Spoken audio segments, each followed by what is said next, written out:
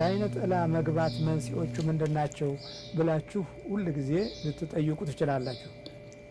ለአይነ ጥላ መኖር መንስኤዎቹ የእናት አባቶቻችን የቅድመ ቅምቅማያቶቻችን ከዛም አልፎ 7 8 9 10 12 እና 15 ትውልድ ድረስ ተሸጋግሮ የሚመጣ የባዕድ አምልኮ ጣዖት በንስሐ ስርየት ያልተወገደ ወይም በጠላትነቱ ላይ ለማወቅም ሆነ ስለ መናፍስቱ ጉዳት ለመረዳት አቅም ባጣ ትውልድ ላይ እጁንና ክንዱን ዘርግቶ በከፍተኛ ሁኔታ አብሮ ተወልዶ አብሮ አድጎ አስተሳሰቡ አካሄዱ ምኞቱ ምኞትህ አድርገህ እንድትራመድ የሚገዛ መንፈስ አይነ ጥላ ይሆናል። አይነ ጥላ ማለት መጋረድ ነው።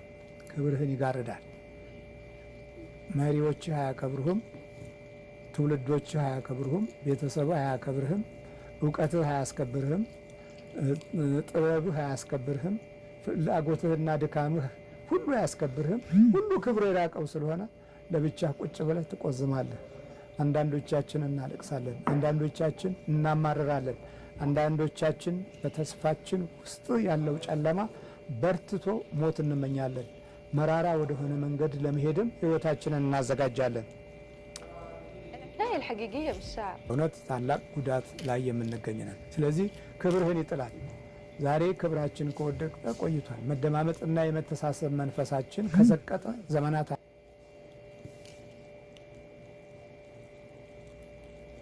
የሚያከብረው ከሚያገኘው ጥቅም አንጻር ብቻ ወይም ካለው ሹመትና በስልጣን ከሚያደርስበት ጉዳት በስተጀርባ ያለውን ነገር በመገመት እንጂ በሰብአዊነቱ፣ በትልቅነቱ፣ በአባትነቱ፣ በእውቀቱ ወይም በብሩህ ሀሳብና ህሊናው የሚያክብር ትውልድ የለንም።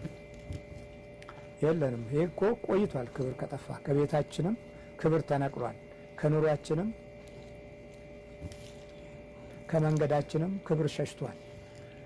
ኑሯችንና ጊዜያችንም ክብርን ሳይሆን ውርደትን ለማሸከም እየፈጠነና ረጅም መንገድ እየተጓዘ የሚገኝበትን ዘመን ለማየት የምንችለው ዛሬ ነው። ስለዚህ አንደኛው አይነ ጥላ ያንተን ክብር ይጥላል። የመደማመጥንና የምትናገረውንም ቋንቋ ሽልቹና ደካማ ያደርገዋል። ክብር የጎደለው ንግግር እና ሀሳብ ስታፈልቅ ከውስጥህም ከውጭም ክፉ ጠላት አብሮ ስለሚናገር ክብር የራቀው ድምፅ ይሆናል። አቤት ብትል አቤቱታ አይሰማም። ብትመክር ብትዘክር አይሆንም። ከውስጥህ ክብር ጎሎ በጠላት በኩል የወጣ ቃል ነው። ጠላት ከውስጥ በኩል አድፍጧል። በትውልድ ልቦና ውስጥም ለመያዝ እድል ታጣለህ። ስለዚህ ነው እንግዲህ ቅዱስ ጳውሎስ በኤፌሶን መልእክት ምዕራፍ 2 ቁጥር 3 ላይ እንዲህ ይላል፣ ደግሞ ከፍጥረታችን የቁጣ ልጆች ነበርን ይላል። ከፍጥረታችን የቁጣ ልጆች ነበርን። ክፉ መንፈስ በኃይል ከሕይወትህ ጋር መጥቶ ተዛምዶ ኑሮህን፣ ጊዜህን፣ ዘመንህን ያመሰቃቅለዋል። የውስጥ ባህሪህን በከፍተኛ ሁኔታ አደጋ ላይ ይጥለዋል። የማንነት ጸጋና ሞገስም ይርቅሃል። ስለዚህ ክብር ይጎልሃል። ሁሉም ክብር ጎሏቸዋል ይላል ታላቁ ጳውሎስ። ክብር ጎሏቸዋል።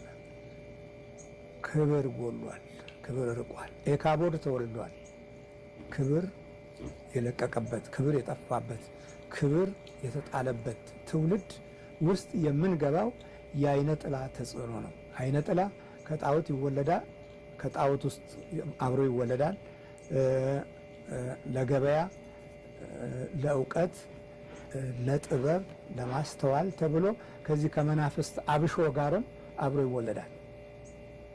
በዚህ ጊዜ ወደ ትውልድ ለመተላለፍ እድሉ ሰፊ ስለሆነ ከዛሬ 11ኛውና 12ኛው 13ኛውና 14ኛው ትውልድ በፊት የነበሩት ትውልዶች ዛሬ ላለው ዘመን ትውልድ ውድቀት ምክንያት የሚሆኑበትም አጋጣሚ ሰፊ ነው። ወደ ጣዖት ሄደው ንስሐ ሳይገቡ የመናፍስትን ጉዳት ሳያስተምሩ ሳይገልጹ ጠላት እንዳለ ሳያስረዱ መንፈሳዊ የሰይጣን ደባን ሳይገልጹ ያለፉበት የእግዚአብሔርን ክብርና ኃይል የማዳኑን ጸጋና ሞገስም ከነበረከቱ ሳያስረዱ ያለፉት ሰዎች የወለዷቸው ልጆች ይሄንን የመቅሰፍቱ ዘመን ላይ ለመድረስ እድል ገጥሟቸዋል። ይሄ አይነ ጥላ ነው። እውነት ተጋርዶባቸው፣ እምነት ተጋርዶባቸው፣ ሐሳብና ቅንነት፣ በጎነት ተጋርዶባቸው የተወለዱ ሲሆኑ ምርጫቸውም ምኞታቸውም ከአራዊት እኩል የሚሆንበትን አስተሳሰብ እንዲይዙ ይገደዳሉ። ምን ማለት ነው? ይሄ አይነ ጥላ ነው። በጎው ነገር መልካሙ ነገር ከሕይወታቸው እንዲርቅ የሚፈትናቸው መንፈስ ከነሱ ጋር አብሮ ተወልዷል። ስለዚህ ክብርህን ይጥላል። በኤሊ ዘመን ክብር ከወደቀ በኋላ ታቦተ ጽዮን በባዕዳን እጅ ውስጥ ወደቀች። የአሕዛብ ልጆች ለማላገጥ አፋቸውን በክፉ ድምፅ በክፉ ቃል ለመናገር አጋጣሚውን አገኙ። አዎ እግዚአብሔር ይማረን። ሁለተኛው አይነ ጥላ ከሚያጠፋብህና ከሚያበላሽብህ አንዱ የሕይወት ሞገስህን ያጠፋል። የሕይወት ሞገስ እግዚአብሔር አምላክ ለሰው ልጆች የሚሰጥ የውጨኛው የሰውነት ክፍል ብርሃን ነው። ያ የሰውነት ክፍል ብርሃን በዚህ በአካል ላይ የሚታይ የሕይወት ድባብ ነው።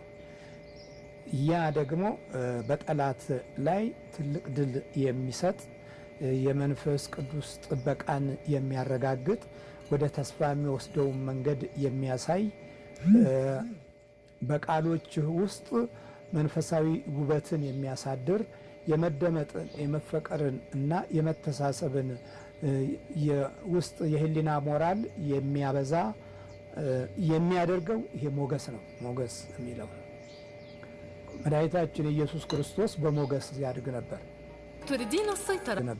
ሩት ሞገስን ባገኝ ባለችው መሰረት ርስት አግኝታለች፣ ትውልድ አግኝታለች። ከባዕድ ሀገር መጣ ባለ ርስት ባለ ሀገር እንድትሆን እግዚአብሔር አግዟታል ሞገስን በመመኘቷ።